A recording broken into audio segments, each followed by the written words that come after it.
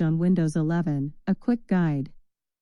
Resizing images on Windows 11 is an essential skill for optimizing photos for presentations, social media, or web uploads. The built-in Photos app makes this process simple and effective. Follow these quick steps to resize an image effortlessly. Steps to resize an image on Windows 11. Open your image.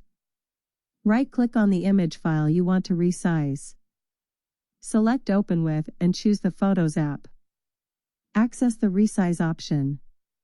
In the Photos app, click on the three dots menu in the top right corner. Select Resize Image from the drop-down menu. Set dimensions. Choose how you want to resize.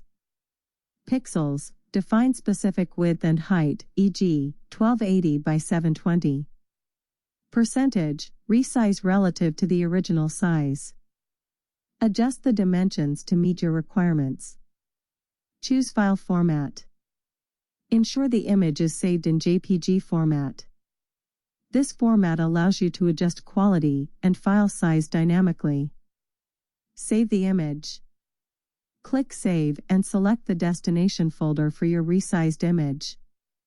Confirm the new file size and quality before completing the process.